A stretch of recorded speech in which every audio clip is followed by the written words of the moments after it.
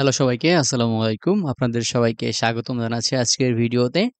এবং আজকের ভিডিওতে আমরা ইন্দোনেশিয়ার একটা ইউনিভার্সিটি যেটাকে ইউএনএনইএস দ্বারা পরিচিত করা হয়েছে এখানে। তবে ইউনিভার্সিটির নাম হচ্ছে ইউনিভার্সিটির নাজেরিয়ান সামারাং এরকম কিছু একটা। আপনারা ইউএনএনইএস দিয়ে যদি গুগলে সার্চ দেন তাহলে আশা করি আপনারা মেইন যে ওয়েবসাইটটা আছে এটা পেয়ে যাবেন। এটা র‍্যাংকিং মোটামুটি ১২০০ র মতো কিউএস ওয়ার্ল্ড ইউনিভার্সিটি র‍্যাংকিং অনুযায়ী।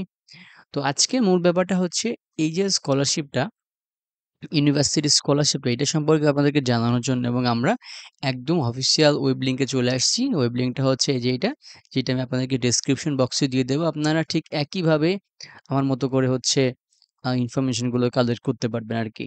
ওকে। তো আমরা একটু নিচে যাই। এখানে কতগুলো ট্যাব দেওয়া আছে। প্লাস আইকনে ক্লিক করলে ট্যাবগুলো ওপেন হয়ে যাবে অটোমেটিক্যালি। ওকে। তো ১ম এ এটা নেক্সটশিপ স্কলারশিপটাকে এরা নেক্সটশিপ নামে অবহিত করছে। ওকে। তো এখানে কিছু আ ইন্ট্রোডাকশন টাইপের কথা বলা হয়েছে যে যদি আপনি এলিজিবিলিটি ক্রাইটেরিয়া ম্যাচ করে তাহলে এপ্লাই করে ফেলেন এরকম কিছু একটা। তো আমরা চলে যাব একদম স্কলারশিপের ইনফরমেশন এর দিকে।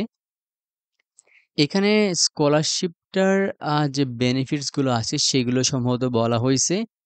তো এখানে দেখতে পাচ্ছেন যে আপনাকে কোন ধরনের সুযোগ দেওয়া হবে সেগুলো আন্ডার গ্র্যাজুয়েট লেভেলে, মাস্টার্স এবং ডক্টরাল লেভেলে। অর্থাৎ এই স্কলারশিপটা এটা আপনার ব্যাচেলর, মাস্টার্স, পিএইচডি সব ধরনের প্রোগ্রামের জন্য কার্যকর হবে। তো যারা ব্যাচেলর এখানে এপ্লাই করবেন তারা কি ধরনের সুযোগ সুবিধা পাবেন? আপনাদের রেজিস্ট্রেশন ফি ওয়েভ করা হবে, মানে রেজিস্ট্রেশন ফি দিতে হবে না, টিউশন ফি দেওয়া লাগবে না। পার সেমিস্টার এরা ওয়েভ করবে, মানে সম্পূর্ণ ফুল ফান্ড পাচ্ছেন এবং ইনস্টিটিউশনাল ডেভেলপমেন্ট ফি আপনার এখানে ওয়েভ করা আপনাকে ফিরে দিতে হচ্ছে না। কিন্তু আপনাকে ডরমিটরি ফি এবং লিভিং অ্যালাউন্স নিজে কভার করতে হবে। ডরমিটরি ফি মানে আপনি ইউনিভার্সিটির হল বা ডরমিটরি বা যেখানে আপনার অ্যাকোমোডেশন সেখানে থাকার যে খরচটি এটা আপনাকে ব্যাচেলর লেভেলে বহন করবে না। এবং আপনার লিভিং এক্সপেন্স মানে লিভিং অ্যালাউন্স আপনার আ যে লিভিং এক্সপেন্স হয় আরকি, হাত খরচের ব্যাপারটা। তো সেটা কিন্তু আর আপনাকে দেবে না ব্যাচেলর লেভেলে। এবং যদি আপনার মাস্টার্স এবং ডক্টরালে এপ্লাই করেন এবং এখানে যদি আপনারা সিলেক্টেড হন তাহলে কিন্তু আপনার এই সব ধরনের সুযোগ সুবিধা এখানে পাচ্ছেন। আপনার রেজিস্ট্রেশন ফি কাট হচ্ছে, টিউশন ফি কাট হচ্ছে, ইনস্টিটিউশনাল ডেভেলপমেন্ট ফি যাচ্ছে এবং ডরমিটরি ফিও কিন্তু এখানে তারা আপনার স্কলারশিপের আওতায় দিয়ে দিচ্ছে মান্থলি, মান্থ বাই মান্থ। ওকে? এবং আপনাকে প্রতি মাসে একটা স্ট্যান্ডার্ড অ্যালাউন্স দেওয়া হবে আপনার হাত খরচের জন্য বলেন না কেন, যেটা আপনার প্রাত্যহিক খরচাপাতিগুলো বহন করতে আপনার সহায়তা করবে আরকি। তো এইটা মূলত স্কলারশিপের যে আপনার বেনিফিটস গুলো, সে ইম্পোর্টেন্ট ডেট দেখে আসি।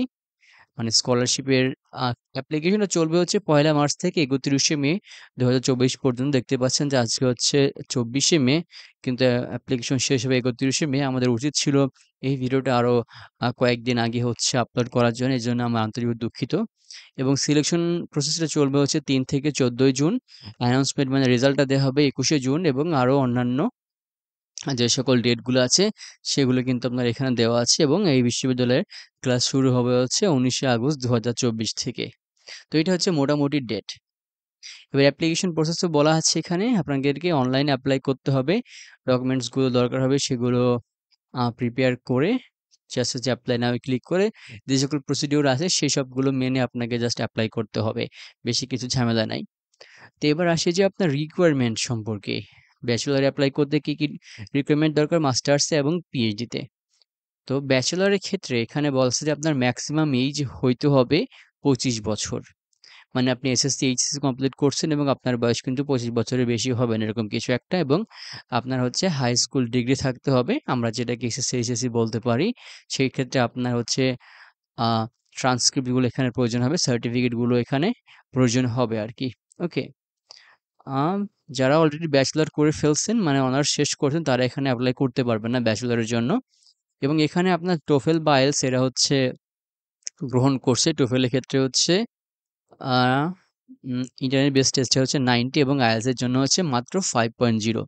বুঝতে পারছেন যে কতটা ভালো শিথিল একটা স্কোর এখানে চেয়েছে এবং যেটা অবশ্যই জন্য ২ বছরের মধ্যে হয় তাহলে মূলত ভ্যালিডিটিটা থাকবে আরকি। ওকে?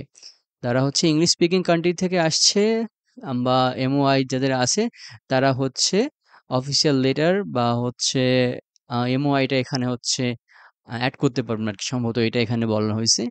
এছাড়াও আপনাকে রিকমেন্ডেশন লেটার দিতে হবে ৩ ধরনের।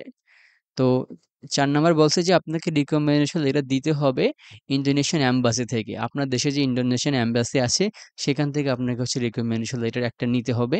তারপর হচ্ছে একটা নিতে হবে হচ্ছে আপনি যেখানে কাজ করতেছেন সেই কাজের সুপারভাইজার বা এমপ্লয়ারের কাছ থেকে মূলত নিতে হবে। ধরুন যে আপনি একটা কোম্পানিতে কাজ করছেন, তো সেখানে আপনার বসের বা ম্যানেজার থেকে আপনি মূলত এই রিকমেন্ডেশন লেটার নিতে পারবেন, অথবা আপনি আপনার রিসার্চ সুপারভাইজারের কাছ থেকে রিকমেন্ডেশন লেটার নিতে পারবেন। অথবা আপনি আরেকটা রিকমেন্ডেশন নিতে পারবেন আপনার প্রিভিয়াস স্কুলস বা আপনার প্রিভিয়াস ডিগ্রি, যেখানে আপনি যে ইউনিভার্সিটি বা যে কলেজে আপনি পড়াশোনা করেছেন সেখান থেকে। তো এখানে মূলত ৩ টা আপনার রিকমেন্ডেশন লেটারের কথা বলা আছে, এটা আপনারা খেয়াল রাখবেন। এছাড়া আপনার পাসপোর্ট প্রয়োজন হবে, যেটার অবশ্যই ভ্যালিডিটি থাকতে হবে, এবং যে অ্যাপ্লিকেশন ফর্মটা আছে সেটা আপনাকে সম্পূর্ণভাবে হচ্ছে ফিল আপ করতে হবে। এটা হচ্ছে ব্যাচেলরের যে রিকোয়ারমেন্ট এটা।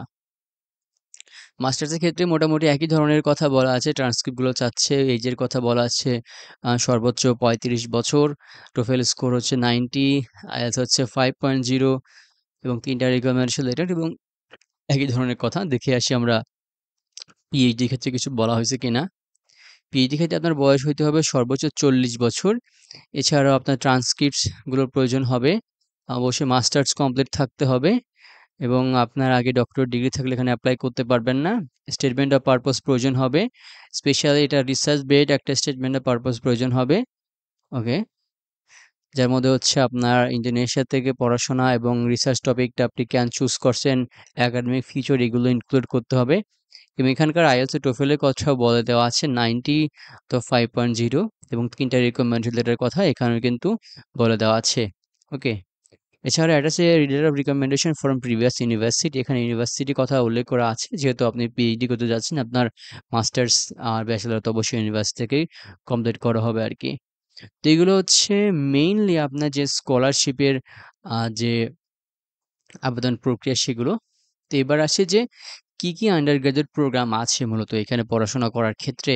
এগুলো হচ্ছে English, Arabic, accounting, economic, management, law, mathematics, chemistry, physics, chemical engineering, guidance and counselling, early childhood education, geography, sports science, history, social science, রয়েছে sociology, anthropology, political science, physical education, development economics, psychology, এদিকে Japanese literature, public health, civil engineering, mechanical engineering, information and computer engineering education. মোটামুটি অনেক ধরনের programme রয়েছে, social science, arts থেকে শুরু করে আপনার বিজনেস, ইঞ্জিনিয়ারিং, পিওর সায়েন্স, অনেকগুলো প্রোগ্রাম রয়েছে এই বিশ্ববিদ্যালয়ে। এছাড়া এদের সাথে কন্ট্যাক্ট করারও কিছু ডিটেলস এরা দিয়েছে, ইমেল আছে, এখানে ফোনও আছে, ইনস্টাগ্রামেও আপনার হচ্ছে এখানে এদের সাথে কন্ট্যাক্ট করতে পারবেন আর কি। তো ভিউয়ার্স, এখানে কিন্তু আপনার ইউনিভার্সিটিতে অ্যাপ্লিকেশন করার যে রিকোয়ারমেন্ট এইটা সম্পর্কে বলে দেওয়া হয় নাই আরকি। অ্যান্ড আপনারা ইউনিভার্সিটি সম্পর্কে আরো ডিটেইলস জানতে হলে নির্দিষ্ট প্রোগ্রাম বা স্পেসিফিক প্রোগ্রাম সম্পর্কে জানতে আপনাকে অবশ্যই ইউনিভার্সিটির মেইন ওয়েবসাইট থেকে প্রোগ্রামগুলো দেখতে হবে, এবং দেখতে হবে যে ওইখানে আপনার অ্যাডমিটেড হইতে হলে একাডেমিক রিকোয়ারমেন্ট কেমন লাগে। একাডেমিক রিকোয়ারমেন্ট বলতে আপনার যে জিপিএ বা সিজিপিএ ব্যাপারটা কেমন লাগে, এবং আরো কোনো ক্রাইটেরিয়া আছে কিনা। যদিও এখানে আপনার হচ্ছে আইএলটিএস বা ইংলিশ, আইএলটিএস, টোফেল বা ইংলিশ প্রফিশিয়েন্সির কথা এখানে এজ লিমিটের কথা বলে দেওয়া আছে।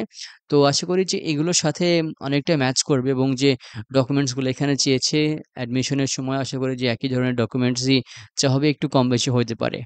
তো আমি আশা করি আপনাদের ধারণা আছে যে অ্যাডমিশনের জন্য বা বাইরের দেশে পড়াশোনা করার জন্য ডকুমেন্টসগুলো প্রয়োজন হয় আরকি। তো যাই হোক ভিউয়ার্স, আমি চেষ্টা করছি আপনাদেরকে আজকের অফিসিয়াল ওয়েব লিঙ্ক থেকে এই ব্যাপারগুলো সম্পর্কে জানানোর জন্য। আপনারা খুব ইজিলি এগুলো জানতে পারতেন শুধুমাত্র ওয়েবসাইটটা ভিজিট করার মাধ্যমে। তারপরেও সম্পূর্ণ ভিডিও শেষ পর্যন্ত দেখার জন্য অসংখ্য ধন্যবাদ। সবাই ভালো থাকবেন, সুস্থ থাকবেন। সবার জন্য অনেক শুভকামনা রইলো। আসসালামু আলাইকুম।